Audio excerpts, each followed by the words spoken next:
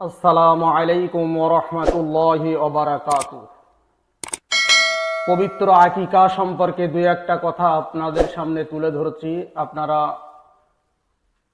হাদিসটা অর্থাৎ ভিডিওটা দেখলে মনোযোগ সহকারে বুঝবেন আকিকা কত জরুরি।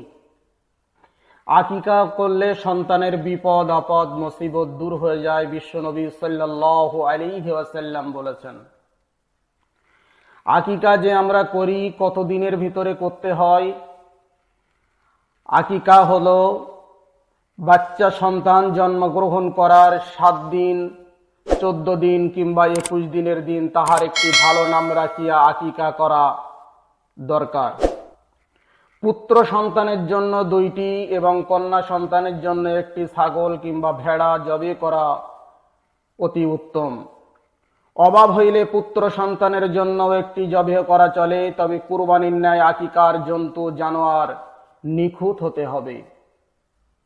যে বকরি যে খাসি আপনি কুরবানি দেবেন, আকিকার যে জন্তুটা আপনি কুরবানি দেবেন, বিশ্বনবী মুহাম্মদ রাসূলুল্লাহ সাল্লাল্লাহু আলাইহি ওয়াসাল্লাম ইরশাদ করেছেন, এটা নিখুঁত হতে হবে।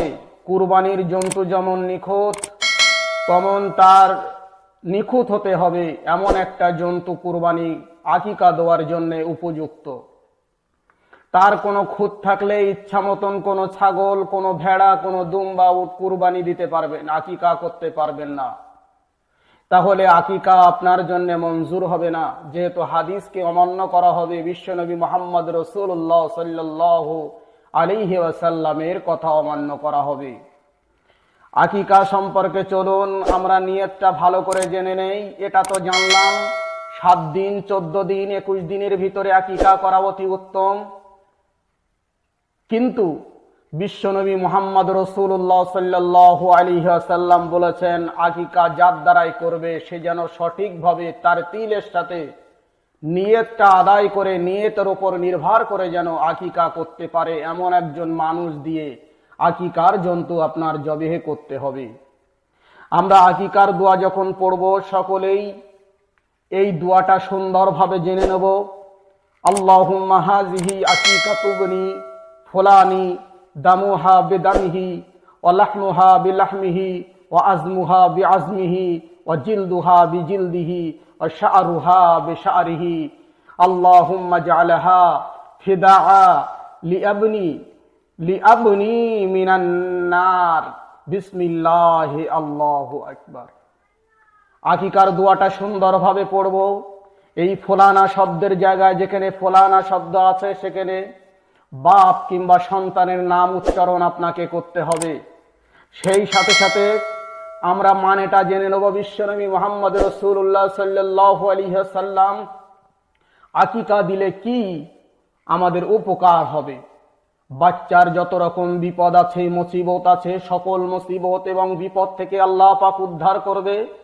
সেই সাথে সাথে এই নিয়তের ভিতরে বলা হচ্ছে, হে আল্লাহ, ফালানার এই আকিকা করিতেছি, অর্থাৎ এই বাচ্চার জন্য আকিকা করিতেছি।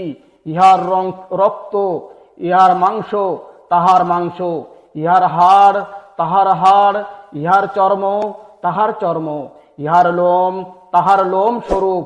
হে আল্লাহ, আমার পুত্রের পরিবর্তে ইহাকে কবুল করিয়া তাহাকে জাহান্নামের আগুন হইতে রক্ষা করো। আল্লাহর নামে শুরু করিতেছি, আল্লাহ সর্বশ্রেষ্ঠ, আল্লাহ মহান, এই বলিয়া আকিকা করিতে হইবে, নচেত আকিকা হইবে না। সুবহানাল্লাহি ওয়া বিহামদিহি সুবহানাল্লাহিল আযীম। যারা আকিকা করতে চান বেশি বেশি করে এই জিনিসটা শেয়ার করে রাখবেন, যাতে করে পরবর্তীতে আমরা আকিকা সুন্দরভাবে করতে পারি এবং আকিকার সময় আমাদের এই দোয়া দরুদটা কার্যকারী হয় এবং কাজে লেগে যায়। আমিন। ওয়া আখিরি দাওয়াহুম আনিল হামদুলিল্লাহি রাব্বিল আলামিন।